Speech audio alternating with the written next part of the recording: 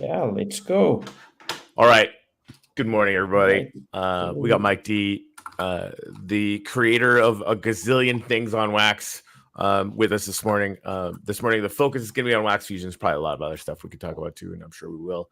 But yeah, I think over the last, I don't know, 3-4 months, what have you, anybody in the Wax blockchain, most of us noticed the liquid staked Wax that Alcor put out.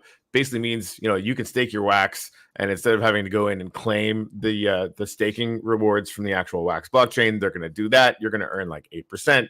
It's sort of interesting, right? Then you can take that actual token and then go put it into liquidity pools, and then. So it's sort of an interesting wrinkle on how the blockchain works, or how the Wax blockchain works. So anyway, MikeD was like, yeah, hold my beer. So I'm excited to hear about kind of, Mike, what inspired you to sort of take a run at this kind of new genre of things. But maybe describe kind of top level, how you see Wax Fusion working. Sorry. Yeah, sure. We've actually been planning this since like a year and a half ago. Me and Arnie, my friend who helps me out with everything. We put a hold on it for a while because I think I had set some limitations for myself in my brain that didn't really exist. But Power Up coming along made things a little bit easier. And then I also gained more experience in the past year. So those limitations kind of disappeared. Essentially, if you're asking what the difference is between kind of Wax Fusion and LSW, they're similar in some senses. It's the same concept, but with Wax Fusion, you have a couple of different options in terms of how you can stake and get your rewards. Mm-hmm. And then there's also multiple different ways that the token generates rewards for users. It's not just staking. We're also sharing multiple different things that we can get into throughout the conversation. Yeah, in terms of top level, like why Wax is kind of dying, and it's been for a while. And most people seem to disagree with me, except for you guys. It seems like that we need a DeFi scene on Wax. You can't expect games to gain any traction if you don't have liquidity and volume and money here and users here. So I think people are trying to put the cart before the horse, or whatever the saying is. They want all these big brands to come along and save the day. But as you saw with Topps and Mattel and whoever the other guys were, those people aren't sticking around because they want to make money. And the only way for them to make money is if there are people here in the first place for them to sell stuff to. So we need to attract users with DeFi opportunities before you can get those big brands to come in. So while it might seem like we're actually trying to compete with like what people think the core value of Wax is, the way that I see it, we're trying to complement it and make it possible in the first place. Yep. Yeah, that's very important, because people says, okay, no, Wax is the gaming chain. We're here for the games. We're here for the NFTs. But in reality, there has to be liquidity. There has to be money in order for people to be able to invest in NFTs and to buy games and all of this. Yeah, absolutely, man. And we're all we keep making cool stuff, and we're all selling the same stuff to the same people. These people are exhausted. Yeah. They have no money left. And then now they're trying to split it up between all the different projects that keep popping up that they want to support. We need new blood to come into the ecosystem. Yeah. I mean, that's kind of educated our sort of focus, as far as moving into the tapper and all the kind of things that we want to do. I mean, that's the recognition, right? I mean, we could work really, really, really, really, really, really hard on trying to get our share of like the 100 active people on Wax, but like that's, as a business decision, is ludicrous, right? Like it's not going to help us. It's not going to help anybody. So yeah, I think that makes a ton of sense. And really, like, trying to bootstrap. I think we were talking about the sort of showing liquidity or whatever, like showing that there's movement on the chain. The NFTs, every couple of days, they're like, oh, NFTs are back, and then by the weekend the news is like, oh, NFTs are dead, blah blah blah, right? We know, like, from our perspective of what it felt like when NFTs were completely and totally on and sort of the gaming thing. This is not it, right? Like that's it's just not happening on Wax right now. So we got to figure out some ways, whatever we can, to bootstrap that, sort of to make the entire Wax ecosystem chart looks like it's going up and to the left, because right now it's like at best going sideways, right? So whatever we can do to do that, it seems that it makes kind of tons of sense. And again, like if we make a really healthy DeFi scene, or even like a really like a moving DeFi scene where people can come in and invest more than $100 on a coin or whatever, and maybe it does well and maybe it doesn't, but like the trading volume is growing and the projects are getting cooler or whatever, then bit by bit now there's 100 million volume on the Wax chain again or whatever, and then it's a no-brainer for larger projects to say, yeah, obviously, like we can go there because this ecosystem can support what we want to do.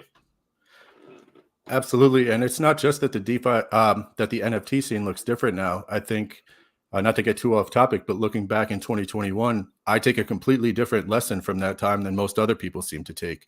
To everybody else, it seems like NFTs were the thing, man. They were blowing up. They're going to blow up again. People love them. That's why they came to Wax, because NFTs are great. The way that I see it, there's two lessons to take from that time period. One of them is that the only time that we've ever succeeded at anything in 7 years as a chain is when we happened to be in the right place doing the thing that was hot at the time. Yep. In the entire space. And it just happened to come along to Wax because we were doing that. And the second thing from that is what was blowing up at the time, man. It's when the NFT projects that were here realized the thing that for some reason people don't want to admit. Everybody on the planet wants to make money. So when our planet and alien worlds, our planet and alien worlds were solely responsible for everything that happened in 2021 for the most part. Everything else rose with it.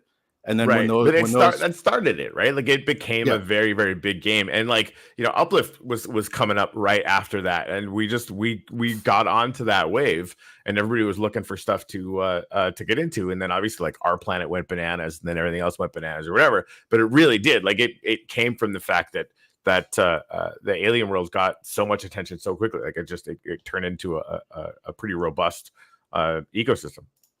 People came for the money, and then when the Ponzonomics crashed and there was no more money to be made, everybody left. Yeah, I mean, it's as simple as that, in my opinion. Yeah, tough to argue. I mean, that's like, it's especially with the projects that did go with the whole hyperinflation modality, right? Like it was always going to go in that direction, right? Those you can't have things, the miners gaining in efficacy by like 1,000,000% a month and have that just keep working. So yeah, the hangover was going to be nasty, and it was. So that's a whole thing. But yeah, and then it's just a matter of like here we are. We've got a lot of I knew I had to come back just because I sort of, no matter how long it takes, I sort of refuse to let the uplift die. I'm a little bit stubborn about it, frankly. Because I just still see the heart in it, I guess, right? So I knew I was going to come back, and really lucky because Juan and the Nefty Blocks team are still grinding away, and I absolutely love those guys. So here we all are. What do we actually do, right? Because if you want to come into crypto to actually make any money at all, you're not doing it on Wax right now. You're just not, right? And again, like I have been trying to make the argument for so long, that if we operate under the assumption that it's possible for Wax to actually have that moment again, then right now is amazing. 3 cents per Wax is fucking awesome if it goes up ever. Right. And Juan's been like wearing me down. Yeah. And basically, like honestly, responsibly, I think, Juan, like there is always that possibility that it doesn't happen. And I've always just kind of been, frankly, overly optimistic. So I'm just kind of assuming that it will. And, we've got to try new things. And that's, Mike, to your point, the whole, like whatever's working out there in the space. How do we build those things that can actually bootstrap the movement to attract some of those people? Yeah, well, that's kind of exactly what my take on it is. I mean, the way that I see to replicate the success of 2021 is not to do the exact same thing again. It's to take the core lessons from that time and apply them to what's happening in the space now and adapt.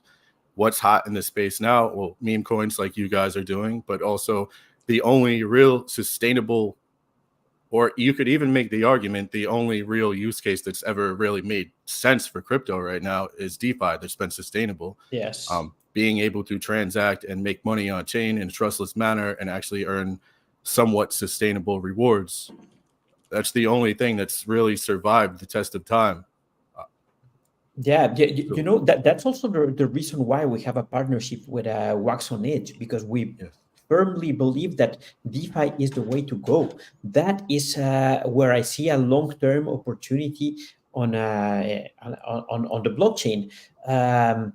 And even if we have launchbacks, and you might say that launchbacks is meme coins, but launchbacks can easily be any kind of coin, and launchbacks can be somehow something more generic. It can even be easily adapted to become not only a meme token or meme coin launchpad, but it can easily be used to fund projects, something convert it in something like a Kickstarter for crypto projects, for example. So there's something that we see as easy to pivot opportunities if things don't go the way we plan. Yeah, and that's a quality that you have to have if you want to succeed in this space, and I really respect it. I love Wixpaca a lot, by the way. He's actually doing a lot of the things that I kind of had visions for at one point, but since he's doing such a good job, I'm allowed to like not focus on that. Like I have the market cap tracker on Waxed Out and stuff. I wanted to improve that over time and have like a token API and just make it more robust than it is. But since he's doing such a good job, it frees me up from having to take on that burden. So I really like that he has that vision. It's very cool. I think that what he has in mind, it's very, very nice, and it's totally worth supporting and growing as an essential part of the Wax ecosystem. Yeehaw. Yeah. I mean, to be honest, I think like between him, me, you guys, and Alcor, and I'm not like trying to throw shade at anybody who I haven't mentioned, but I see those as like kind of the most valuable visions for where the chain should go right now. I'm just actually focusing on DeFi and like opportunities for people to pay attention to tokens and money. That's what people care about, no matter what they say. I mean, sure, there might be a few people who love playing around with their NFTs and stuff, but come on, man, we're all here to make money. Absolutely. And NFTs are okay, but there has to be a real use case, and you have to be able to make money with your NFTs. If somebody comes right now with a project that allows them to make money with NFTs, it will be successful. But it's not what is happening at the moment. And in my opinion, it won't happen in the same way it happened 2-3 years ago. I think it will be something different, just something different. It won't be an Alien Worlds, the game that will save us. If it's a game, it has to be something completely different. History rhymes, but it doesn't repeat, right? Exactly. Yep. Yeah. So that's fun. So okay, so give us the rundown on Wax Fusion and yeah, like if it's how you envision it getting used now and in the future. Sure. I mean, it's very tough to break it down into a simple statement because it's a complex protocol. But sure. Essentially, the way that I break it down to normal people who don't really understand what a liquid staking token is right now, if you're a Wax user, for example, you're not the only potential user. But if you are a Wax user and you have Wax staked right now, are you guys able to see me? Because I'm like frozen on my screen. Yeah, okay. You're good. We can hear you. Yeah. If you have Wax staked right now, I mean, you are getting CPU, which is great. You're getting the 8% staking rewards, or roughly whatever it is, depending, on what the APR is on the system at that given time. Yeah. But your capital is locked up. You have to wait 3 days to get it back. You can't use it for anything. You can't go and deposit liquidity somewhere for your token or some other token. Okay, so what an LST is you take that Wax that you have staked, unstake it, deposit it into Wax Fusion instead. It will be staked on your behalf. It's going to generate you the staking rewards plus some other stuff, which we'll get into. But then you get a receipt token, a liquid staked token. You get LS waxed. So now you are getting the staking rewards. And at the same time, you are able to take that capital and go and deposit liquidity, or as time goes by, when we see more things get built, we'll see lending protocols and stuff like that. You'll see different opportunities for you to gain yield on that capital. Okay, but that's the selling point for you as the user. But as the chain, the big thing here is we essentially have the capacity to double the liquidity that's on the chain right now. Because if you look at it from this perspective, if you look at Alcor, there's only X amount of liquidity because so much wax is staked and locked up. We can now put that capital in two places. You can get those staking rewards and also just open the floodgates for more liquidity to go to Alcor or Taco or Nefty or wherever. We're doubling the capacity of liquidity on chain, which essentially makes the chain 1,000 times more attractive for anybody coming from outside. Because what's always been our biggest complaint, right? Like, no one's going to come here because there's no liquidity. Yeah. Yeah. Yeah, it's a big move. I like it. There's something very interesting that you mentioned, that when you use Wax Fusion, you're not only benefiting from the staking rewards, but also some additional rewards. Can you elaborate a little bit on those additional rewards? Sure. So when you deposit your Wax, it's going to sit there for up to 24 hours in the contract, where it could potentially be rented out by other users who want to rent CPU. In case that's unclear, your Wax isn't like going to another wallet. Renting in terms of staking it for CPU, somebody might come along. There's actually been a bunch of people who have come in and rented like 100,000 Wax at a time, and it's generated a bunch of rewards. Those rewards are shared with the person who deposited their Wax. So you, in this example, you'd get your staking rewards in that case. You'd also get the rental fees. We do take a percentage. I don't want to mislead anybody, but with all the different revenue models, you're still expected to gain more than you would by staking yourself. And you have the liquid capital on top of that. So there's that. There's your staked Wax, your rental fees. What we also have is protocol-owned liquidity, which is Wax that just sits in a different contract. It's owned by nobody. It's owned by the contract itself. It's just going to remain there forever. That Wax is used for the same two things. It gets staked, CPU gets rented out, and those fees also go to you as the user. And where does that Wax come from? So initially, we're still waiting on this, by the way. The Wax team is supposed to deposit. I mean, my proposal initially asked to start off with 100,000 Wax in protocol on liquidity. And I said, when we grow and attract like 100,000 Wax from other users, we could step it up to like 250,000 and then take it from there. We're at like 5 million Wax in TVL already, but Nice. Since I haven't gotten the initial deposit yet, I don't really feel like I'm in a place to be like, hey guys, just so you know, remember we talked about more than 100K, so we'll see how it goes over time. But there's that. And then, as I mentioned, the protocol takes a percentage of rewards that get earned by everything. Half of that roughly goes to compounding the protocol-owned liquidity. So over time, the protocol's funds are going to keep increasing and increasing, which increases their reward generating power, which means we can generate more rewards for users over time, and ultimately increases the floor on what our TVL should theoretically be. Yeah. Yeah, that's cool. Yeah, let's hope that they do a nice contribution there for the liquidity. Yeah, and that I use the term protocol-owned liquidity. There's actually two aspects to that. One of them is the one I just mentioned, which is funds that are just used for staking and renting CPU. There's also a separate deposit that we're expecting from them, which is actual liquidity on Alcor for the LS Wax pair, just to deepen the liquidity, because you have to have good liquidity if you want a good project. So, but even without that, so far our liquidity has been great because of the rewards we've been giving. There's a pretty significant amount of liquidity among the LS Wax pairs. That's cool. And what kind of rewards can people expect to get right now for those pools? So the APRs aren't crazy yet since we just got started, but basically, as I mentioned, roughly half. It's actually okay. The protocol takes 15% of everything it earns. 7% goes to 8%. Sorry, I'm like confused right now. 7% goes to what I just said out of the 15. Okay. 7% goes to the CPU rental pool. The other 8% is used to automatically create farms on Alcor every week, which are used to reward liquidity providers for certain LS Wax pairs.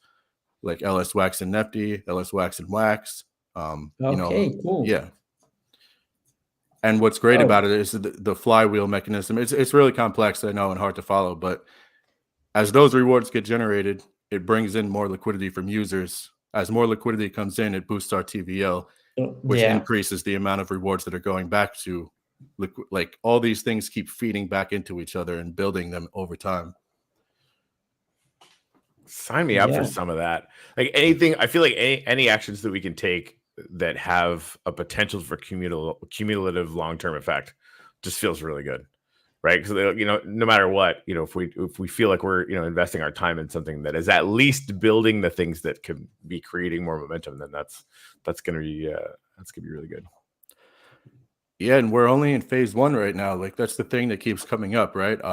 I tell people when they ask what Wax Fusion is, and you can deposit your wax, you earn, and then you can have the liquid capital. And they're like, well, what do I use the liquid capital for? Well, first of all, one of the things right now is obviously the liquidity, like I said, which roughly I think this week might be a little lower because I forgot to add some extra rewards, which I've been doing. But even if you can make, let's say, 6% on providing liquidity for the LS Wax and let's say LSW pair, you now have 2 liquid tokens in the pair, which are both earning the staking rewards, which is like roughly 8% a year. That's what you would have already been getting if you were staking yourself. If you can even manage to make 6 or let's say 8% off your LP over the course of a year through fees and rewards, you're doubling your earnings, right? So yeah. And we don't even have other things built on top of this yet. This just came out. Wait till you have lending platforms, and who knows what other people will build. Yeah. New projects will come out and want to have treasury funds that they can use to share with their users or something. Well, now you have an interest-bearing asset. A whole treasury a whole project can be built on top of it if somebody actually has.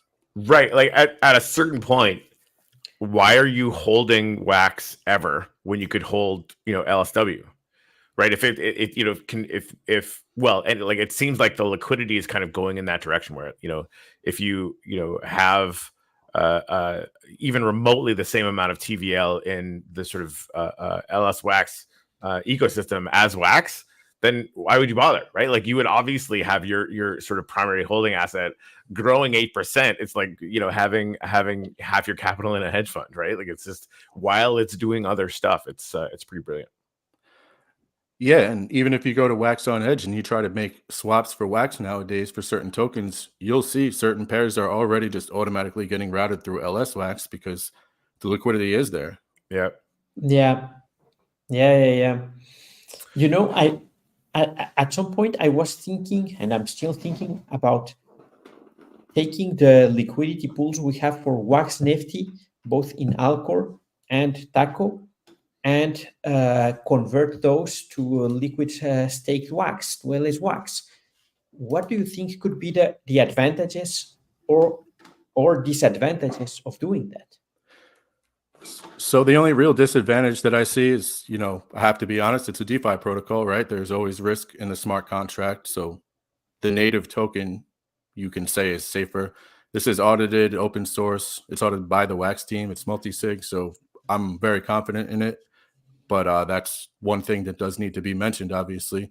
Aside from that, I see huge benefit because all of the people that you're currently asking to provide liquidity in Wax Nifty, they'd be earning half of their funds in the pool would be earning the 8% a year, roughly. But how will that increase be balanced? Because you have the pool and you have one side with Nifty, you have one side with the liquid stake Wax, and the value of the liquid stake Wax will start to increase even if there are no trades. So how will that impact the price of Nifty, for example? That brings up another great point. What this does is bring arbitrage opportunities between other pools, which are going to generate more trading fees and more volume for everybody.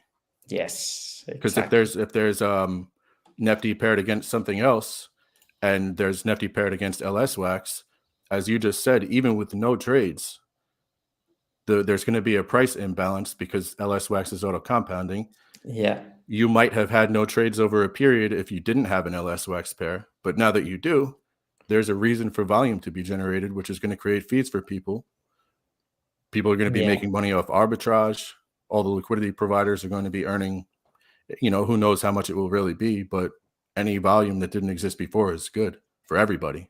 Absolutely. The bigger the volume, the better. Yeah. Hey, that's what she said. Sorry. I had no choice. I mean, I did. Everyone has a choice. One of the questions that somebody asked here on the show a couple of days ago was, is Wax Fusion safe? And my answer was immediately, the contracts have been audited by a third party. It's not only your eyes on the code. And if I remember correctly, some vulnerabilities were reported and you fixed that. So can you tell us a little bit more about that so that people are confident with the protocol? Yeah, so I have a private Slack group directly with the Wax team. For those who don't know, the Wax team did support this project. They're funding the initial liquidity, the protocol-owned CPU rental funds, and I got a small development. I mean, I'm not actually making any money off it, to be honest. I'm probably losing money because I'm also like spending some of that money they're giving me on partnerships and liquidity incentives and things like that. But so the Wax team has a vested interest in this succeeding. I asked them when I first finished the contracts, I said, I'm not really comfortable like launching this on mainnet. Are you guys planning on auditing this or something? And they put their team on it. We went through a back and forth auditing process over the course of like 4 or 5 months. We re-audited it like probably 4 times. They would give me reports back of what little things they noticed, and I would fix them and resubmit it, and eventually got to a point where they were happy with it. So once I got the green light, we deployed it. Okay, cool. Yeah. So that's awesome. that's good. Alcor just they posted yesterday that they've got 8 million liquid staked wax, which is great. But you've already got 4.86 million liquid staked wax, and you've been around for what, 20 minutes? 2 weeks. I think this is the 15th day now. Oh, is it really? Oh, that's cool. All right. I knew it wasn't long. I didn't know. I would have said a month if I was being non-facetious. So CXC World, personal fave, LSW farms on Alcor. I'm not sure what that question means. Let me see.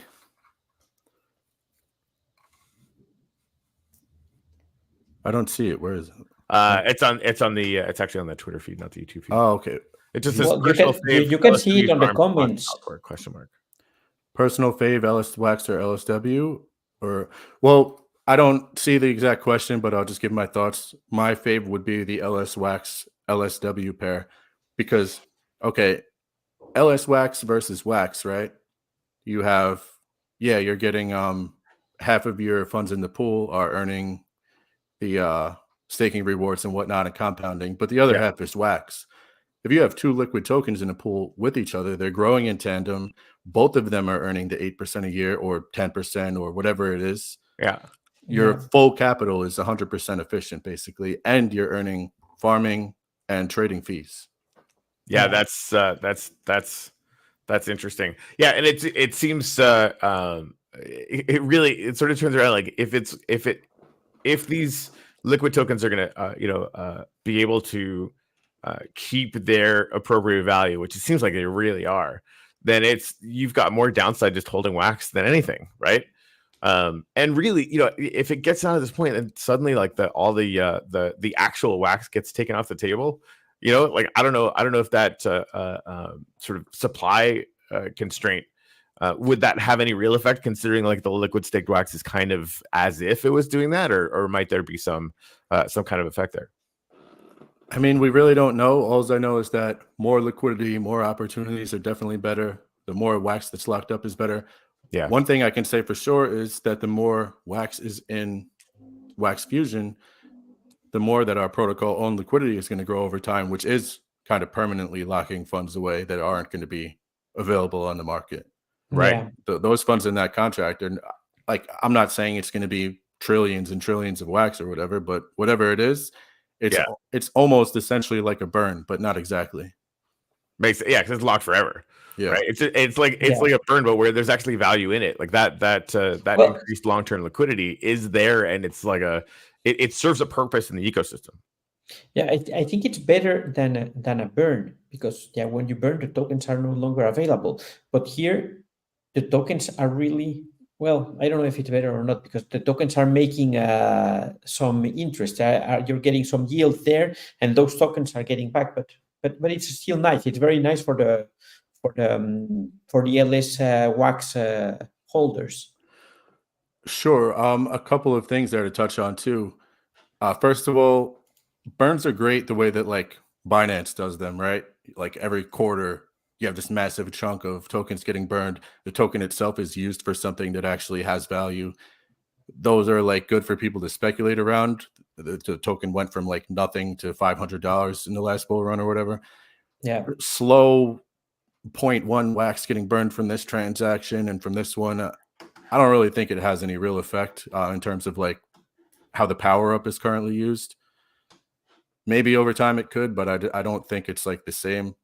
Something like this, I think, is so much better because another topic also for people saying, I got asked recently, these wax that are going into the protocol's contract, since they're going to keep generating rewards, isn't that like inflating the supply more? And the answer is no, because currently the answer should be yes, but it's not. There's a certain amount of tokens that are allocated every block or every year to staking rewards for users. It's supposed to be based on how much you have staked, but it's not. Currently, 100% of that allocation goes out to people.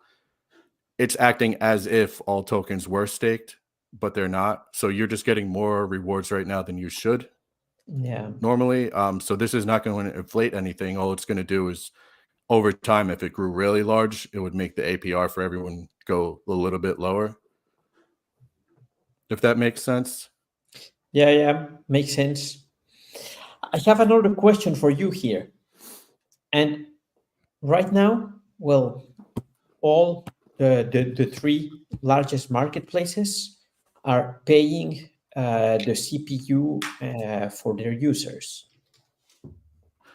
So we all have a large stake of wax, relatively large, because it was large when we deposited. And now you can say the amount of wax is high, but the value is almost nothing.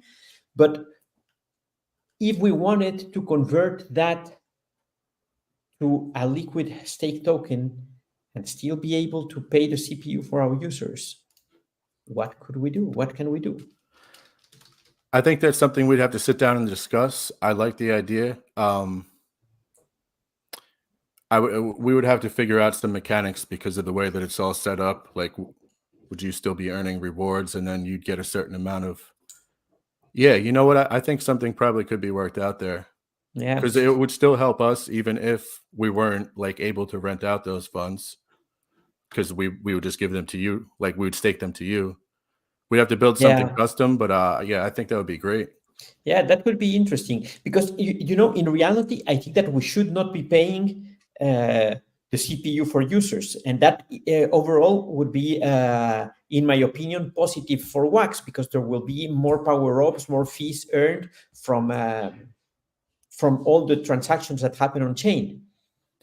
But as we are already paying, if it's not all the marketplaces who stop, then there will be an imbalance there and a clear preference for the marketplace who's paying for CPU. I think as long as the new user doesn't have CPU, they have like a little Wax micropayment is fully established, right? Because like people are really, really used to that, right? Like I want to make this transaction, it's going to cost me like a penny or not a dollar Wax. or whatever it is. Not on Wax. On Wax, everybody's used to the protocol paying for their. We need everyone else. There's like 5 people on Wax, right? Like we need literally everyone else to pay attention. So if somebody comes in new, and we create friction by having them to educate themselves about what CPU is, we just shot ourselves in the dick, right?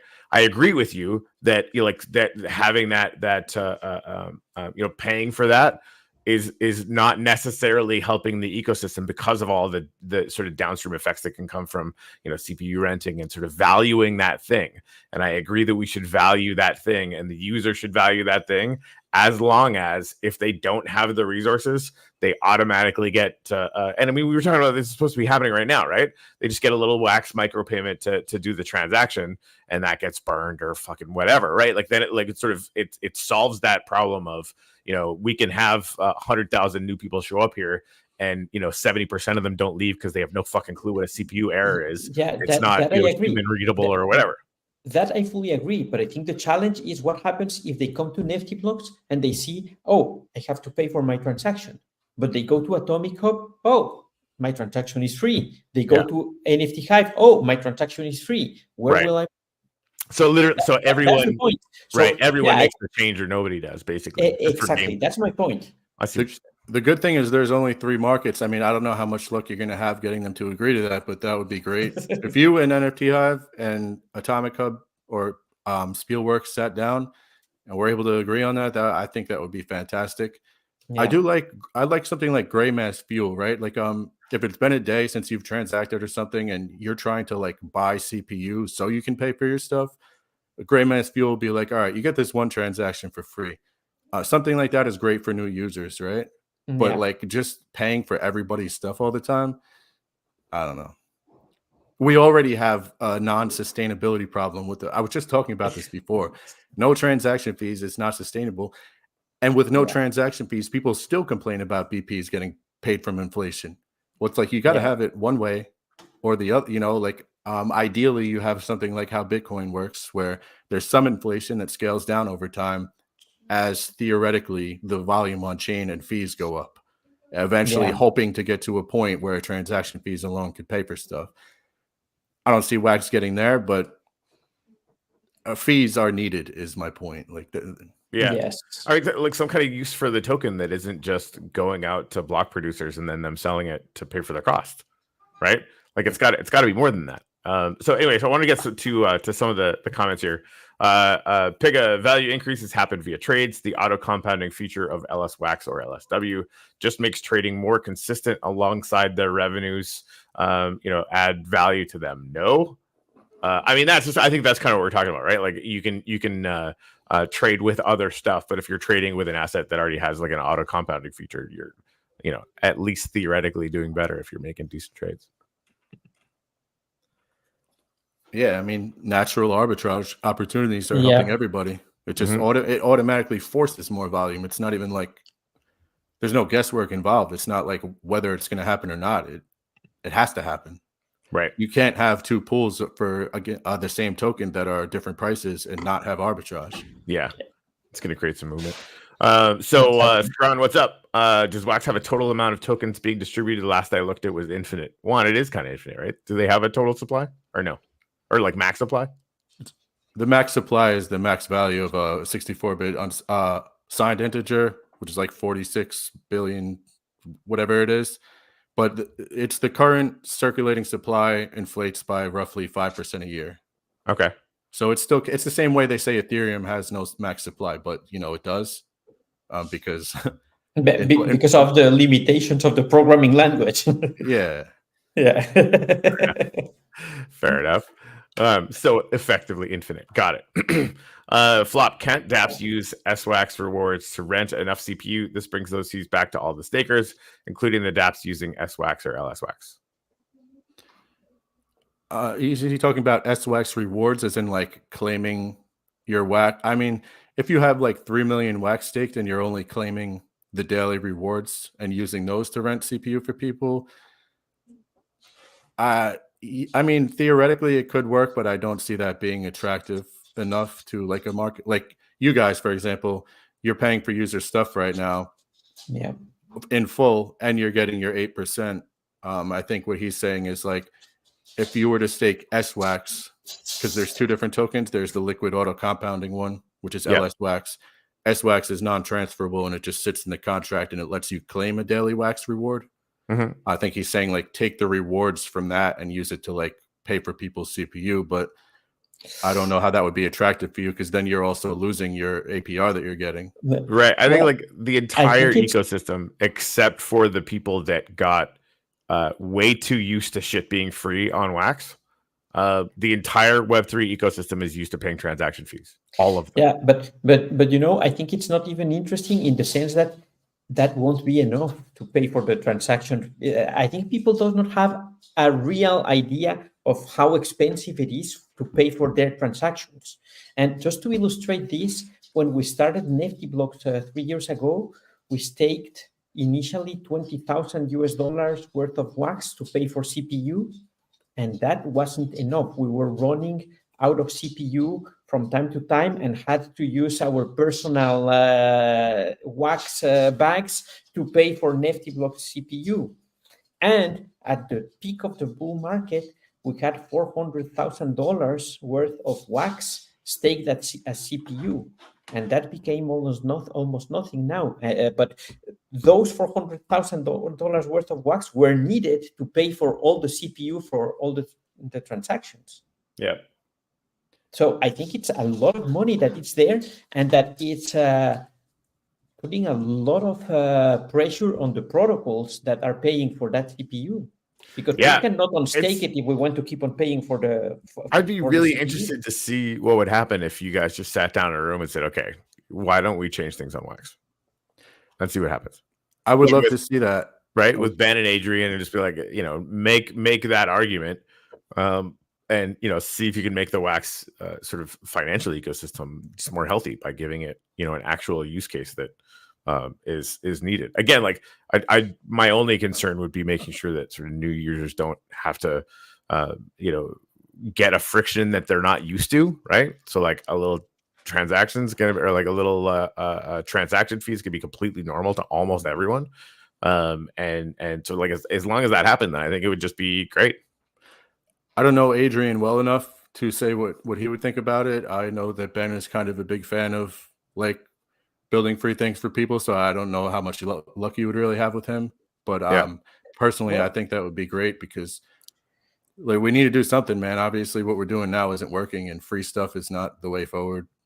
Yeah, agreed. Yeah, I fully agree with you, and I think that Ben thinks exactly like that. Although I have to say that he contacted me during my vacation. I have to come back to him shortly, because he said, "Juan, I'm starting to see the point on what you said, that we should not be giving everything up for free. So maybe there's an opportunity for dialogue." I will, I think this is very much needed.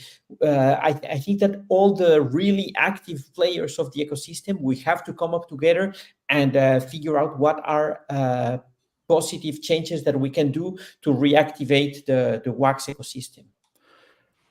Yeah, I think that Ben is coming around to a little bit of a mindset change. I mean, I'm not going to put like any of his private conversations out there and stuff, but obviously anybody who has a big vested interest in terms of capital in the chain, you have to be seeing what's going on, because you're losing money every day, right? So yes, I think there's definitely an opportunity for people to sit down and talk about this. Yeah, all right. Definitely. I'm grateful for anyone that's just like wanting to see this ecosystem thrive again. There's enough of us left that we should be able to make something out of it. And again, like obviously, it's not without its challenges. But there's people here. I think there's good intent. I think there's really smart people that are building really, really cool things. Like, I don't know, MikeD and frickin' Mana with Crypto Alpha, and we're trying to make an impact as well. And again, Scron, like I don't think Taco has an NFT marketplace, but like they're around and they're awesome, and they've been doing things since damn near the beginning. So it's pretty cool. So yeah, I mean that's let's just do it, and then 3 years from now we're like, oh yeah, hey, all that shit worked out, and it was time well spent. Or something. There is a lot of opportunity here if you focus on the right things. One of the difficult things for me lately, or really this whole time, has been building the things that I know are important, and also trying to interact with people, because you need engagement in order to succeed. But at the same time, not getting caught up in like all of the mindset of basically everybody on this chain who thinks the complete opposite of me.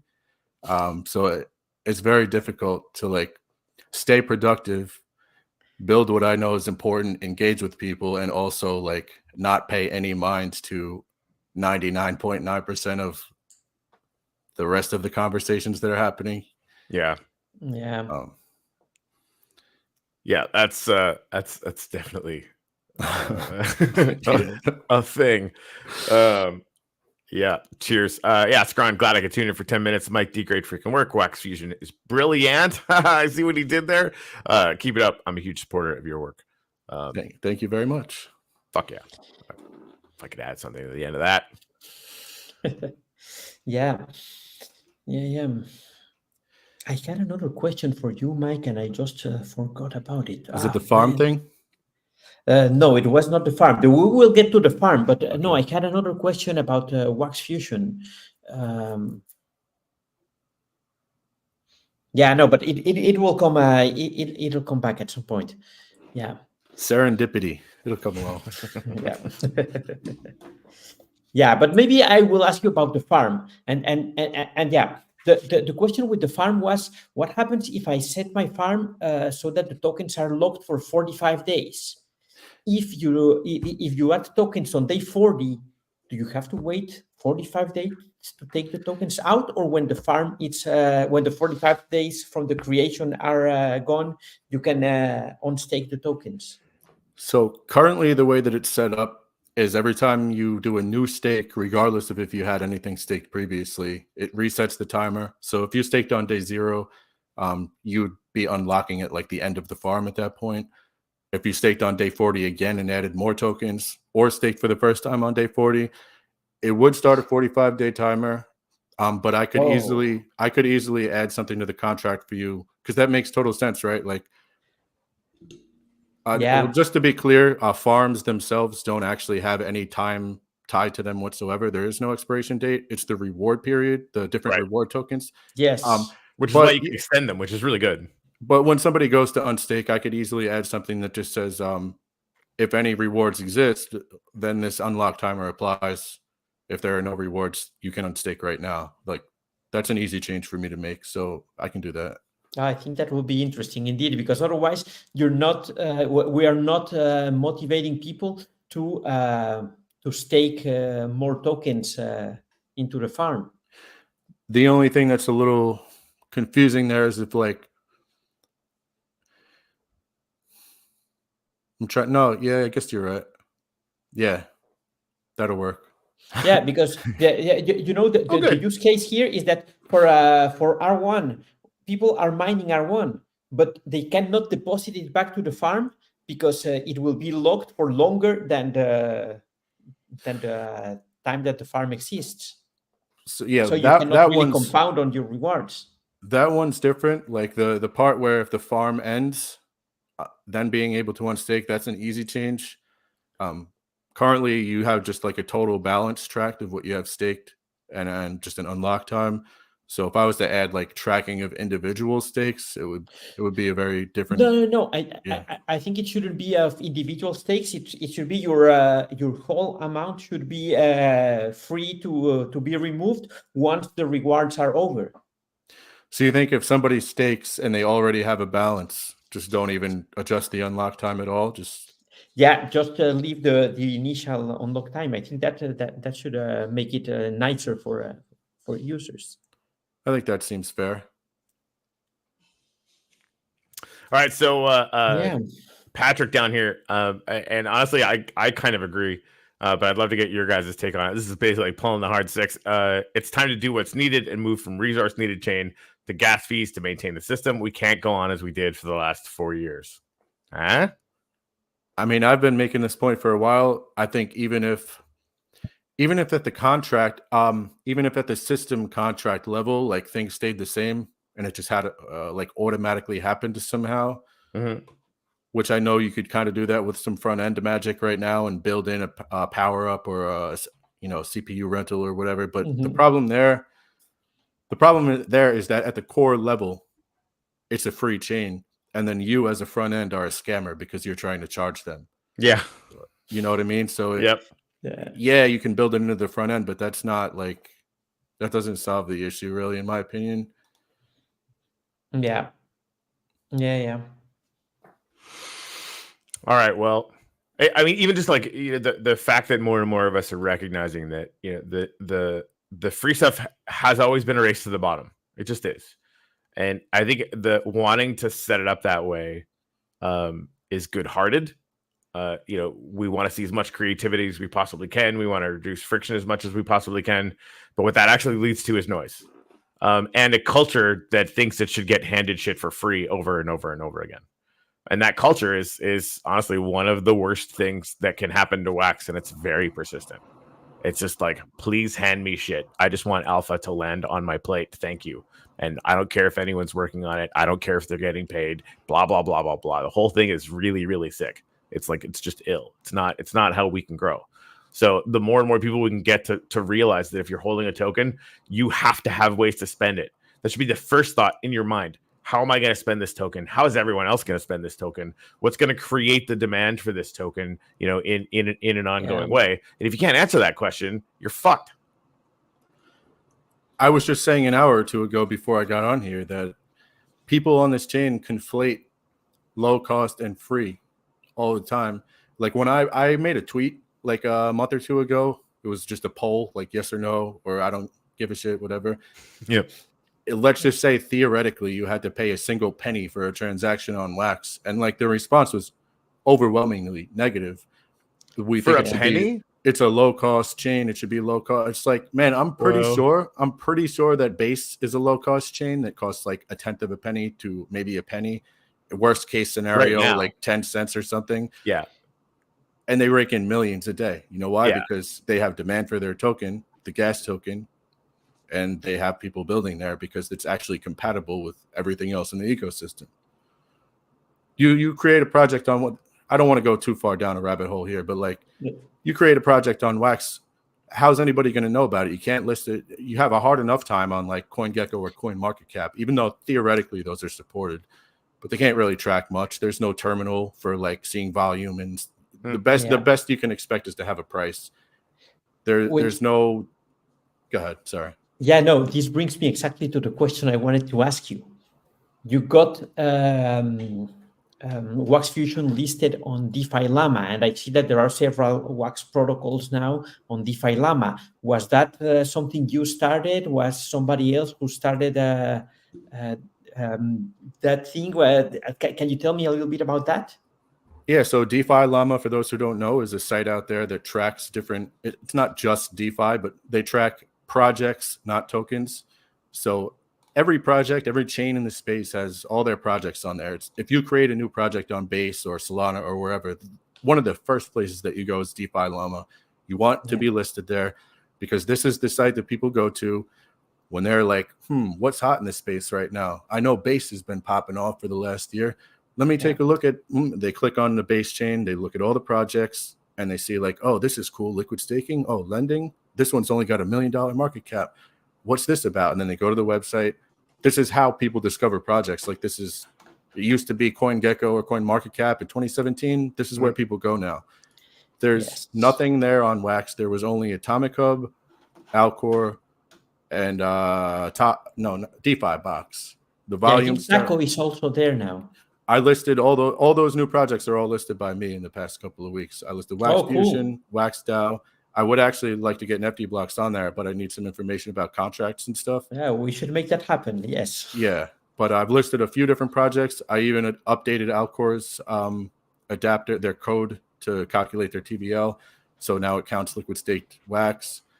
We've increased in the ranks there by like probably 20 ranks, we're still very low down, but the more Wax exposure we can have. Yes. And we're blessed that DeFi Llama even is willing to support us because they're using Greymass's API. They don't like to do that. We got grandfathered in from the old days.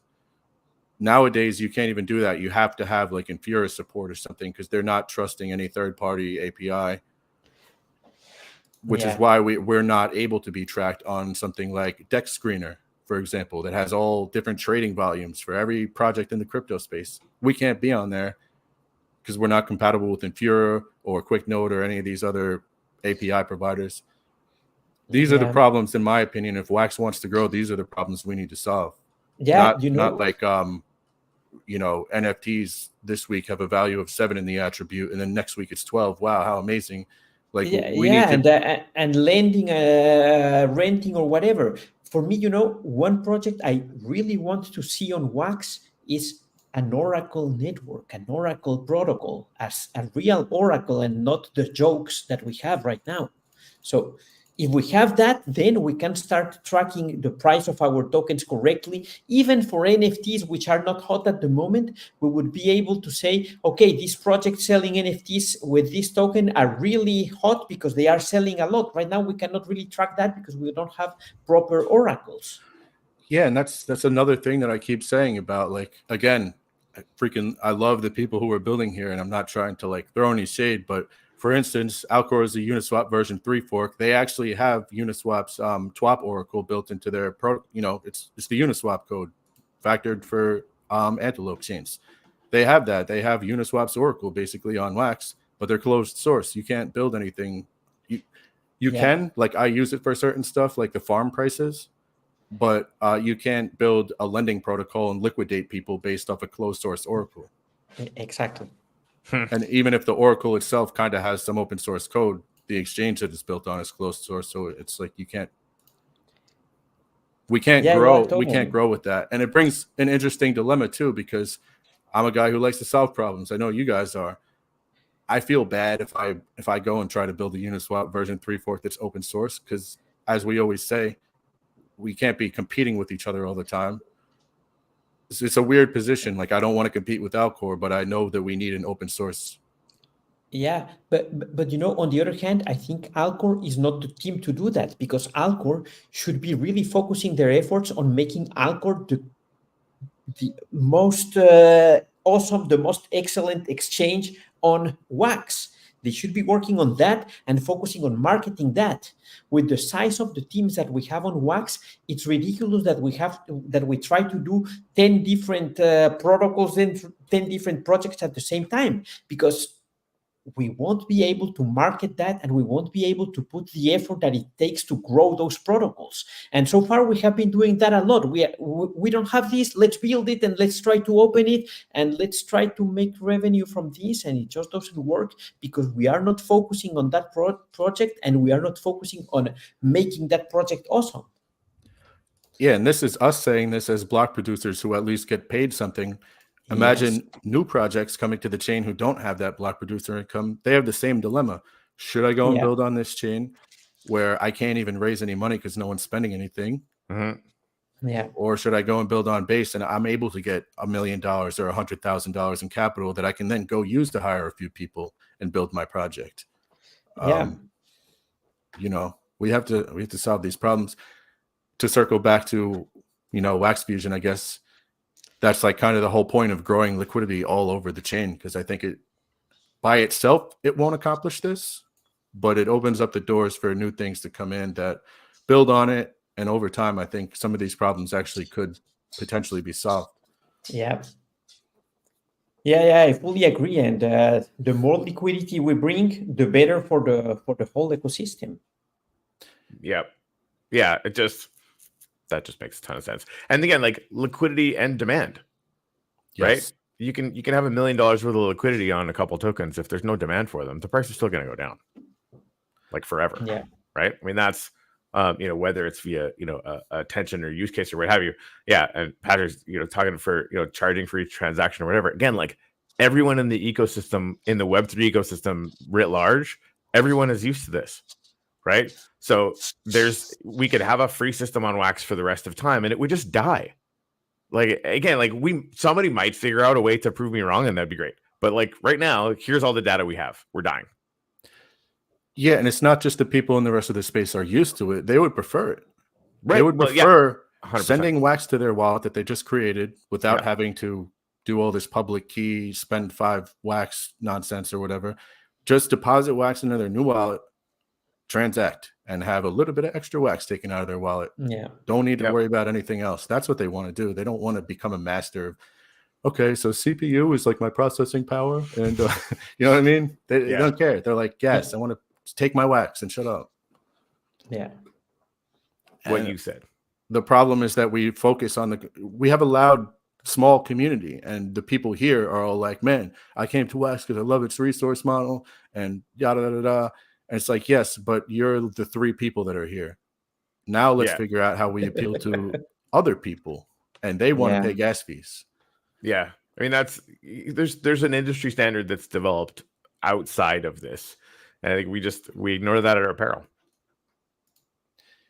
It's a tough situation too, because like if you were the Wax team, for example, and they probably agree with some of this stuff, but they're like, man, what if we don't get those other users and then we piss off the existing user base that we do have?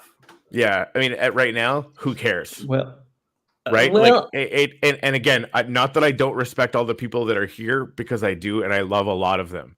Right now, like they're at a certain point, you start making the tough decisions. Otherwise, everybody who really, really loves that is going to get disappointed anyway.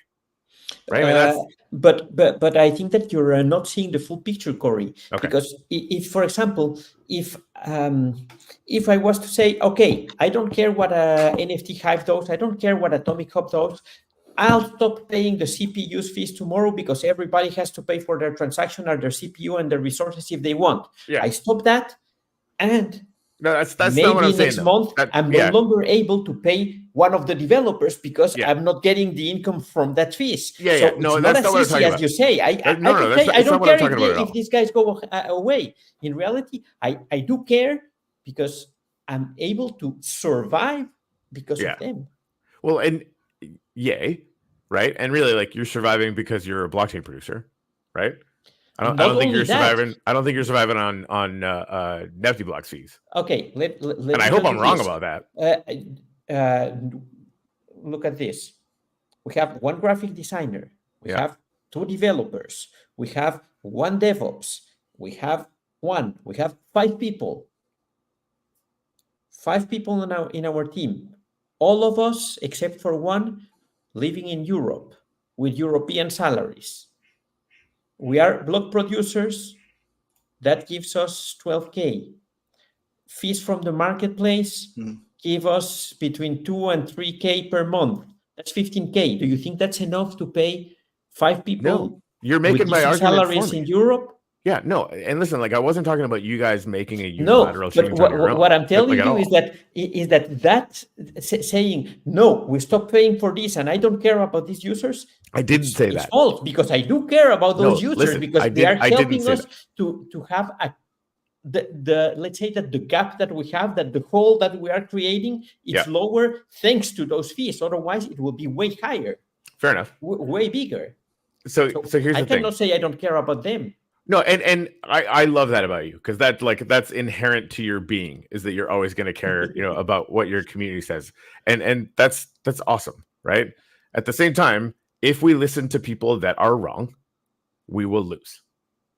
Period. Yeah.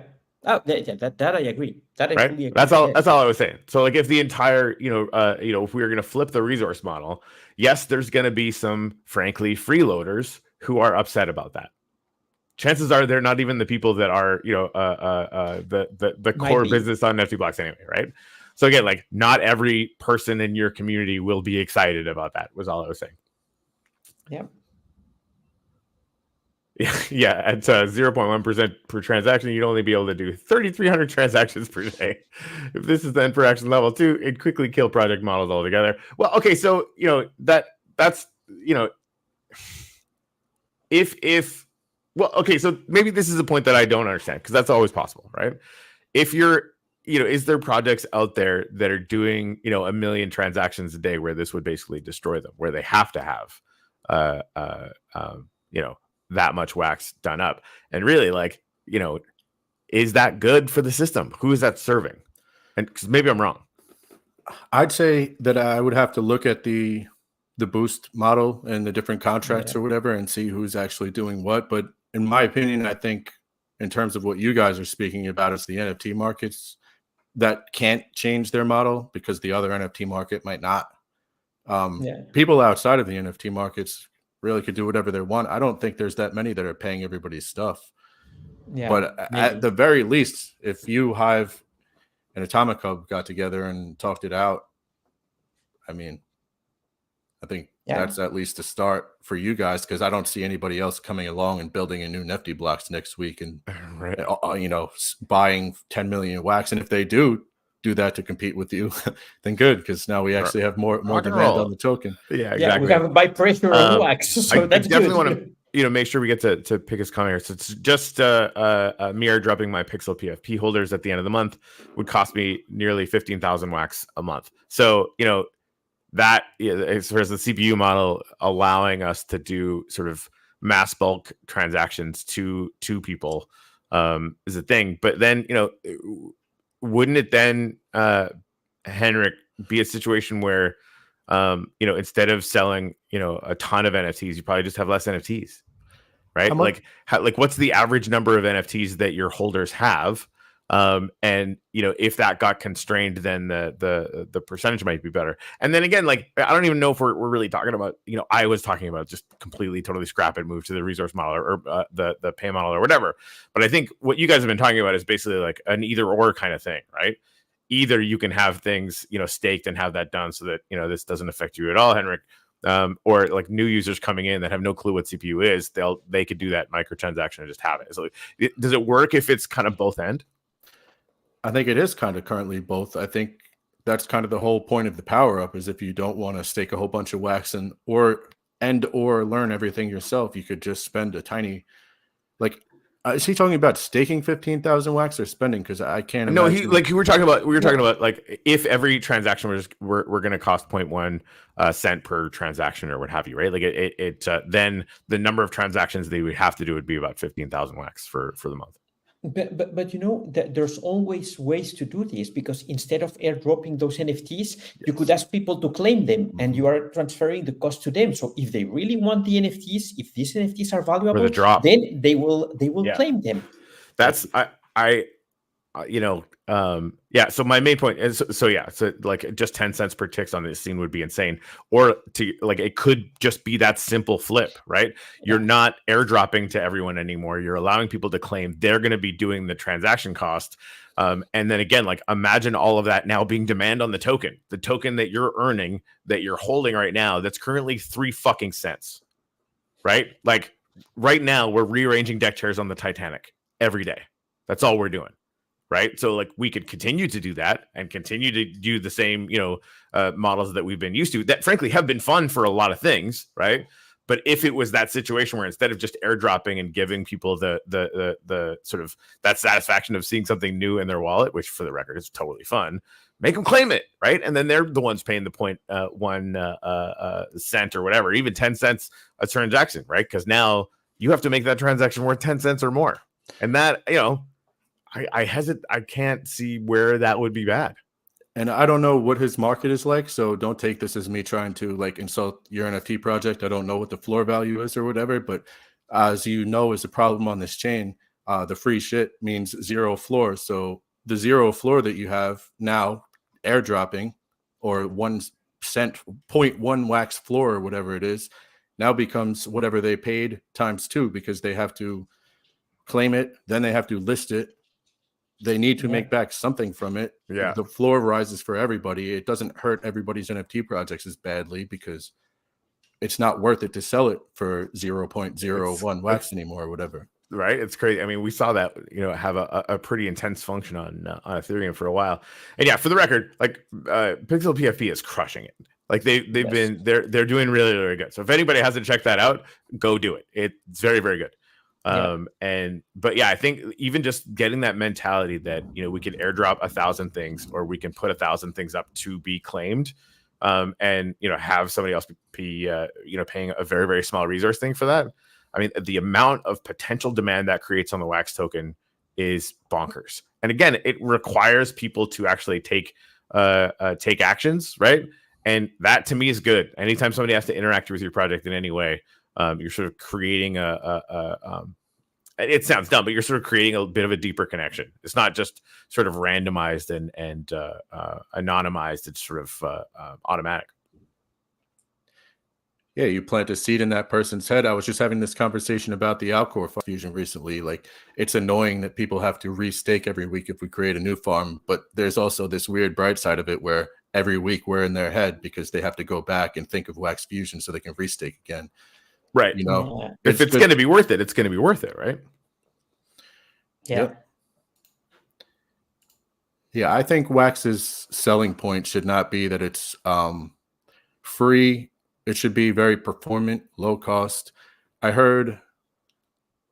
think it might have been Consumer Break that said recently, and I love that dude. So like, again, not throwing any shade at him or whatever, but I think he said as an argument when somebody said something about wax, he was like, I don't even know if it was him, by the way, but somebody said, but I love wax. It's like a playground for NFT creators to come and explore. And I'm like, man, that's not a flex that we're a fucking playground. Like, you know, we shouldn't be looked at like that. That's a bad thing, in my opinion.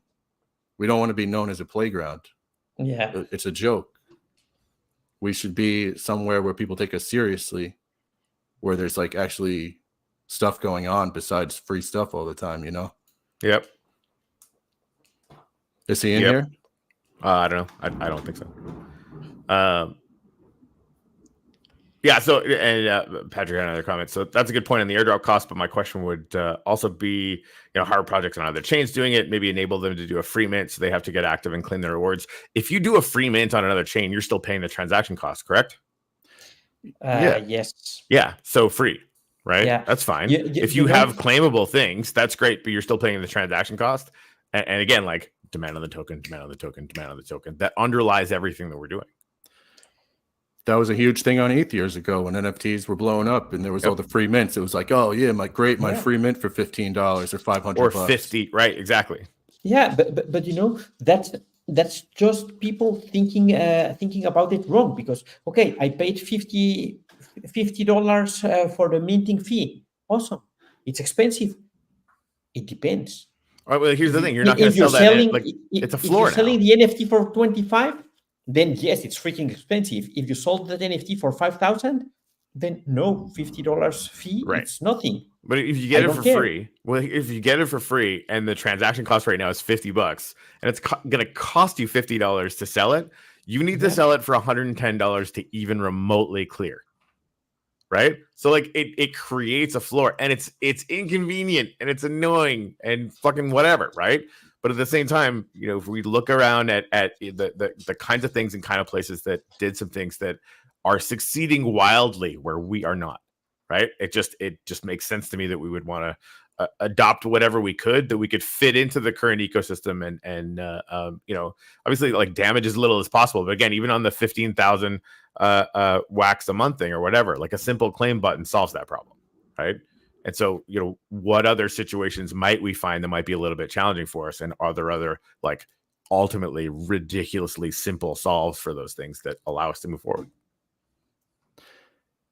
I would say though, we're probably living in La La Land because we need the wax team to do this, and the wax team ain't gonna do it. Solid point. I am excited about the actions that we can take right now. Yeah. I really want to see. I want to bridge LS Wax to base. I think that would be awesome. I've asked the wax team about it a few times, so I'm kind of waiting for them to let me know if they want to do it or not, because I think that would open up doors to an entire other ecosystem. Because like with the Woofy bridge, everybody talks about how they think people are just leaving wax or whatever with the Woofy, and it's like it's not helping bring new users, it's sending them away. The thing with LSTs that's great is that the value itself can never leave the chain, because even if the LST leaves, the underlying the wax is on chain. So if we bring any new users here to get the LST and then they leave again, they didn't take value out, they put value in, and we have exposure on another chain. So stuff like that is what I'm trying to focus on right now. All right. You know, that's interesting. That's interesting indeed. So what are your plans for the near future? What else are you building? What's on your mind? I have so much on my mind. I guess I could say this because I mean, I already got the wax team to agree to my proposal. I want to build a beefy finance clone on wax, which is basically an auto compounder. Man, you did it before me. Good. I brought it up. I love you for that. Sorry, what did you say? Beefy finance. It's yield optimization. Oh, okay.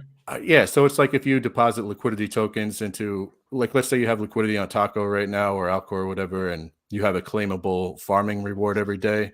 This is a system that basically takes the claimed rewards every, let's say, 5 minutes or whatever, converts them back into underlying LP tokens and compounds your earning power. Okay. But to be completely honest, like, it's funny because I submitted the proposal and I was really excited about it. And now I think I'm almost like not as excited anymore because I don't think I feel like we have so many bigger problems that involve us needing to expand and get exposure outside of the ecosystem, and just having another thing here that's like another tool for Wax users. I don't know if it's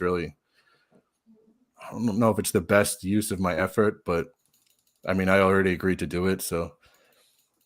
Yeah, but it's a cool project. I think yield optimizers are very, very cool. I love that. And I love Beefy Finance in particular. It's very nice. Well, that was the thing. It was actually, I had a call with Dimitri recently from Bounty Block, and he had mentioned to me, like, what would be cooler than building a Beefy Finance clone would be to actually get Wax integrated into Beefy Finance. And I was like, honestly, ever since he said that, I feel like I've been a little less enthusiastic about it, because I'm like, he's right. He's 100% right. Like, that's what we need. We need the Beefy Finance users to know that Wax exists, not to have another. Well, I would say yes, but then we also need the good opportunities to generate yield on Wax. Absolutely, working on that. Yeah, working on that indeed. Yeah. And another thing that I would really like to see that I would say I have loose plans for right now, but not anything too concrete. One of our biggest problems, and the reason that we don't have a lot of liquidity or opportunities or cool projects getting built here, is because we don't have any liquidity for we don't have any liquidity for ETH. We haven't real bridged ETH on chain and Bitcoin. It's not native, but it's bridged from the ETH chain. No one uses them because there's nothing to do with them. So we were actually talking earlier about if we could maybe incentivize that with LS Wax, or find a way to draw more liquidity to those pairs, at least ETH. It enables, like, for example, I was talking to Jose recently, and we were talking about how it'd be cool to have, like, you could build DeFi protocols on top of ETH because you can trust that the ETH price isn't going to go that crazy. Maybe not compared to Wax. You won't use Wax as a treasury asset. Yeah. It would be cool to do with ETH, and it would make a DeFi platform more reliable, but we have no liquidity for it. If we could solve the liquidity problem, maybe new things could arise that aren't currently really possible. Yeah, that's also true. Yeah, interesting. All interesting. Right. Mike, I love when you come on. I know I ramble a lot about honestly, you're not rambling. I've seen rambling, especially in this particular season in America. There's a lot of rambling. You are not rambling. Yeah. I have a lot of people muted on Twitter. That's super smart. It's noisy. Anyways, so we made it to our completely and totally arbitrary hour and 15-minute hard cap. Yeah. Which is good. It's fun to have all this stuff to talk about. And again, like, we want to engage with whoever wants to help build the project up. And honestly, it'd be great if somebody from the Wax team would come on the show. We're here, we're doing our best to help push the ecosystem forward. The more coordination, I get it that they do, the calls or what have you.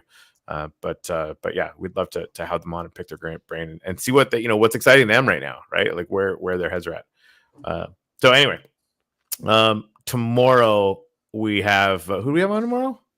Manas. Manas tomorrow. Yes. And then CXT, we got that the X Party home slice is going to be on Friday. Yes, indeed. Cool. All right, man. Yeah. So, anything else you want to add before we end today's show, Mike? Yeah, I think I gave most of my ideas for now. I did start streaming, if you don't mind me showing, on Saturdays. Good. So you guys can check me out on YouTube too. Yeah, I mean, we never stream on Saturdays, so you're helping. Yeah, you guys should come Yes. on one time too. That'd be awesome. Yeah, yeah. for sure. I'm in. Whenever Sign me you up. want, we'll be there. Yep, completely. Sounds good, man. Very, Cool. very in. All right, guys. Okay, I gotta help with a thing. Yes, Do I do it sorry. too, or am I part Yeah, of it? go ahead. Go Let's ahead. all It meet can in be the a corner. three-minute- Let's meet in the corner. Let's meet down here. Ah! Yay! You nerds. I love it.